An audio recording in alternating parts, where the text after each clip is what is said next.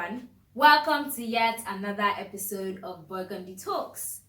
Yeah, my name is Adebimpe Susan, and today I'm here with my co-host. She's going to be joining us very soon. Today, like I said last week, we're talking about abuse in the workplace. So we're going to be sharing our personal experiences, what we could have done better, and all of that shebang. If you want to hear our experiences with regards to abuse in the workplace, definitely keep watching. Thank you. Welcome back, guys. IBK. Say hello to our viewers. Hello. Can you be a little more cheerful?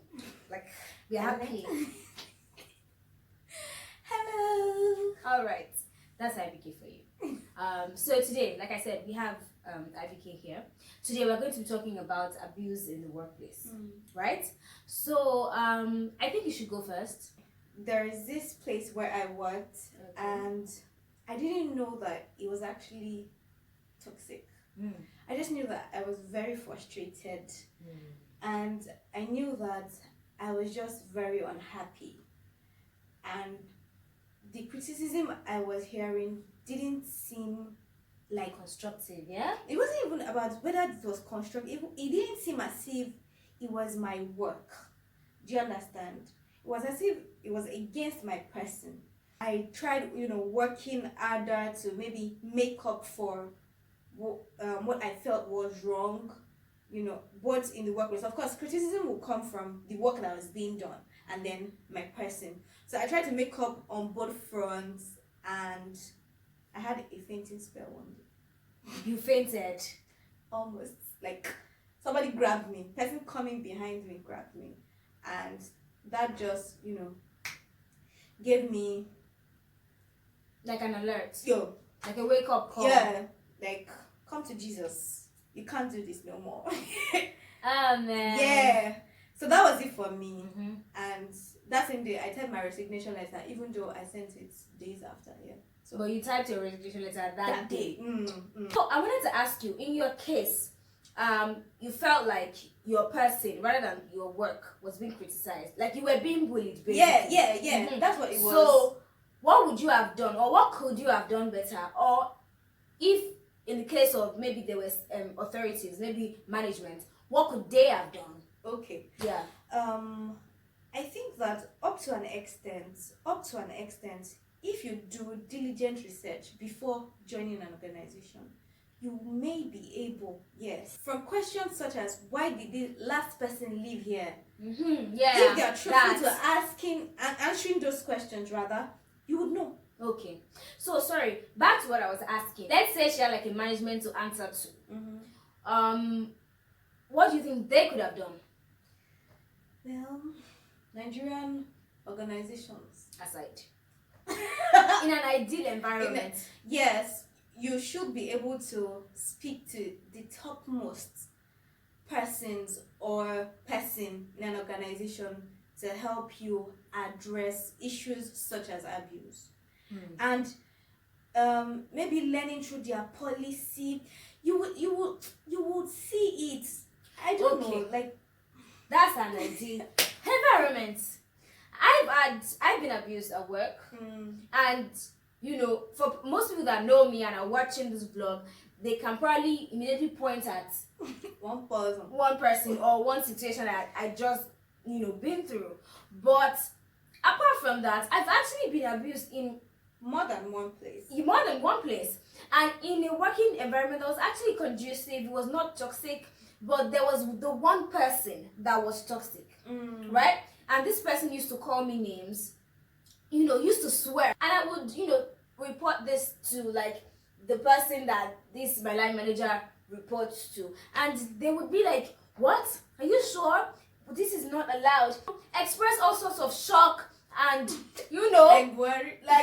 But at the end, no action. What they would say would be that you have to manage this person. You manage. And even the second time I experienced abuse, that was what I was being told.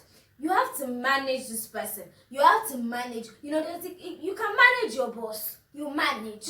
And then became the second time, or the second workplace, it was not just me that was complaining. And It it was was, more than one you know what person. Yoruba people say, and Rojuni, everybody could see it. But you know what we kept getting?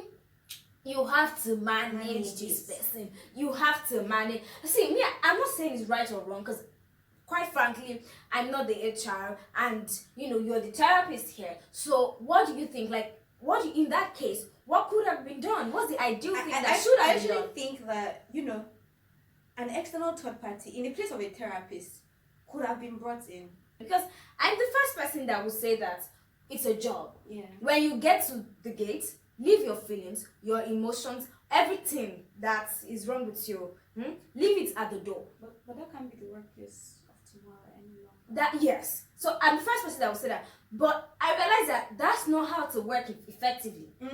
Right? Because Right? your emotions come to play. Yes, in everything. And even if you're to be effective, your emotions have to come to play. Yeah.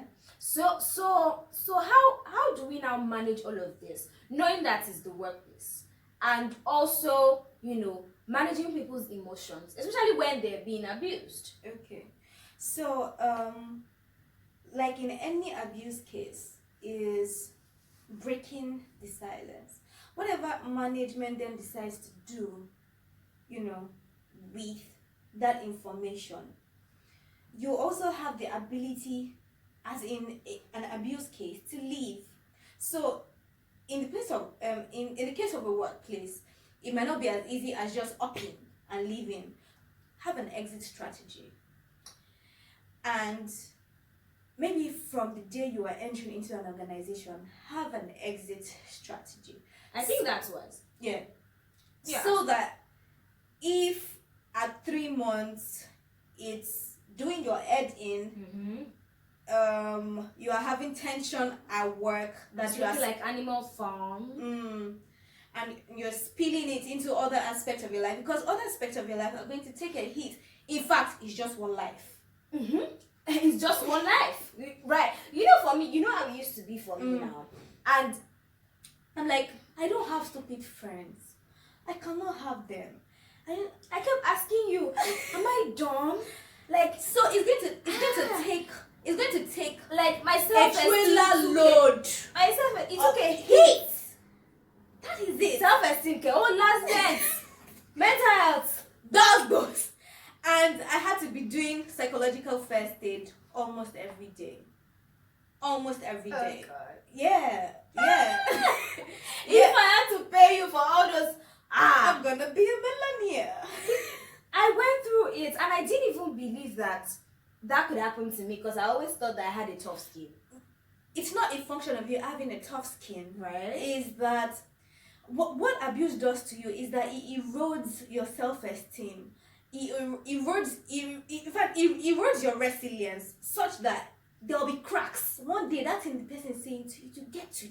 If it is somewhere that is paying you cash, lots of money, take the money. Know when to leave, please. Yeah. Right. Yeah. And you know, this is And there Nigeria. are some workplaces that is the money that is the abuse. They will not pay you your money. Yeah, that's another one. That's another Yeah, one. financial abuse, big like this in the workplace. Gonna pay you half salary, not pay you at all. You know, there's that very prevalent, especially in Nigeria. And I can't say that I've not faced it, but when I kind of went through it, I feel like I went through it with joy. It is Because of the environment, and let's just say the management. All of us we were not, at that time, we were not getting our salaries as it went due, but we wouldn't dare come late to work. We were doing the work with joy, and you know, it was almost like we bought into the vision.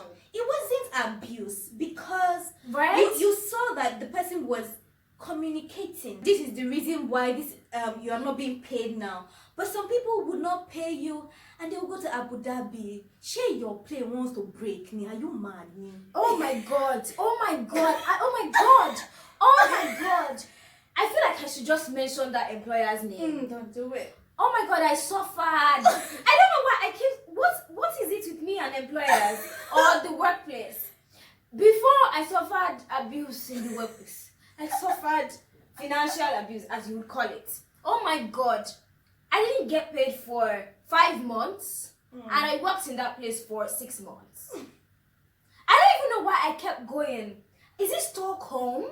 I don't know. Because it was not just me. A few of us kept going before we now decided to stop actually going. It's hope. It's hope.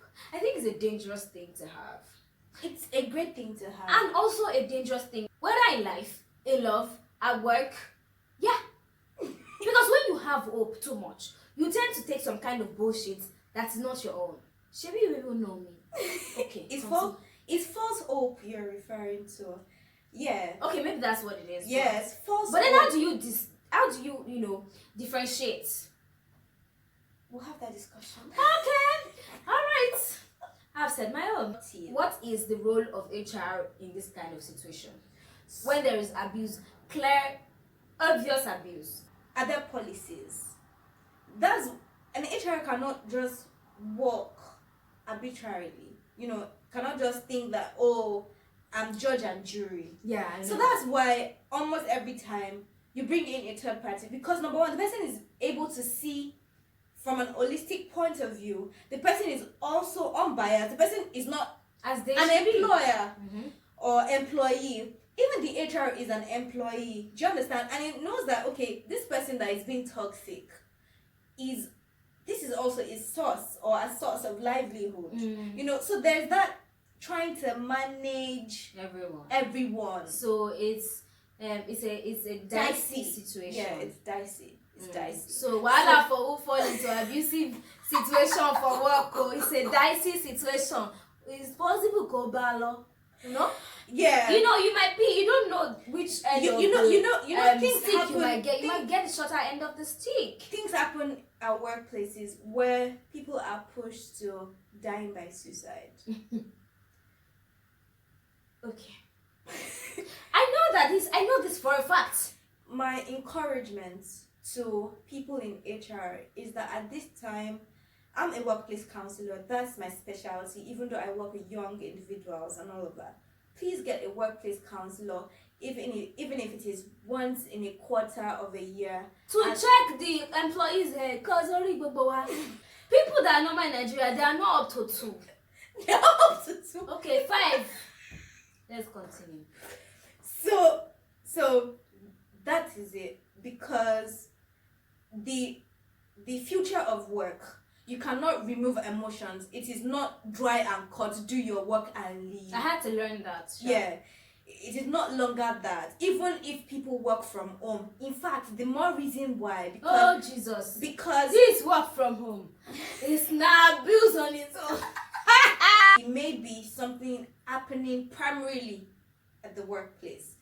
And sometimes it's something happening at home. People bring, when I went through this saga, I don't like saying because it wasn't just me that went through that, abusive phase at work. Yeah. When we went through that and we kind of came out of it, I was trying to make excuses for, the source of the abuse. And people told me, I think you also told me that, stop saying that maybe is what the person is going through. People can be inherently bad. Yeah. People who are perpetrators of abuse are often victims themselves. Yeah, there's a place of that. So that can happen, which is the reason why a psychologist should come and check if it is something else. In fact, they should be checking people down before they collect them to a workplace. But something that even culture they might have imbibed from former workplaces. That might be the reason for this abusive behavior. So they've worked for long and it worked at a former workplace. And that worked for them. Yeah. So why not? So if not, why not? So there is a place of that. But there are people that are inherently evil. That's issue. Funny what made you. I didn't say issue. I said it. Some of them have narcissistic personality disorder, and when you run the test for them, they are high up there. So some of them have delusions of grandeur. I realized that one a little too late. Yeah. It shocked me. I'm like, you really think this of yourself? No. that is what narcissism is. All the while making the other person feel really small. Yeah. And I think I was beginning to buy it. If not for, the likes of you saying, none of my friends are stupid. None of my friends are dumb. You are not dumb. No. You cannot be dumb.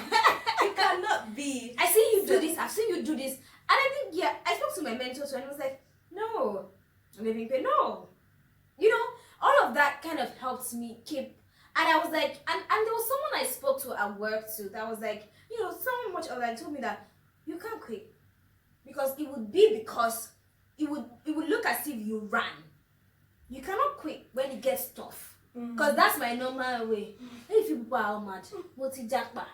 and I remember the person telling me that, Ademikwe, you would keep fighting and you could keep proving. I'm here to work, but there may be fight. more. There may be more at work. If you are just starting out, my dear, let me break it for you. You are there to work, but it's a whole lot more. There's politics. Like I said in the last vlog, there's bureaucracy. There's, people being on the fence. There's a lot of things that you would not anticipate. And you might not be prepared, but, we're here for you. You'll be sailed through, don't worry. I don't say you'll be streets. You'll sail through. I'm sure there's Zen people. Oh, I'm sure there are Zen people. So, we hope that, like her, you can decide to stay and fight. But whatever your response is, know the reason why you're taking that decision. Yeah. Because sometimes it's best if you leave, sometimes it's best if you stay. It's not a decision anybody can make for you. You have to come to, okay, why did I pick this workplace in the first place? I wanted to have 3 years experience. Now I have 1.5. Is it enough for where I was planning to go to? Is it enough for me? Would I say I've achieved the things I wanted to do here? If I have in experience, yes, I can leave. If not, do I think I can stay for 1 more month with this person and then things will not go souther than they have been anyway? Oh my god. So there's all of that you have to consider before making decisions. Yes, before making decisions. But abuse is not something you should stay in or want to live in, and we hope that you come to a resolution that works for you. Yeah. Yes, hopefully you come to a resolution that really works for you.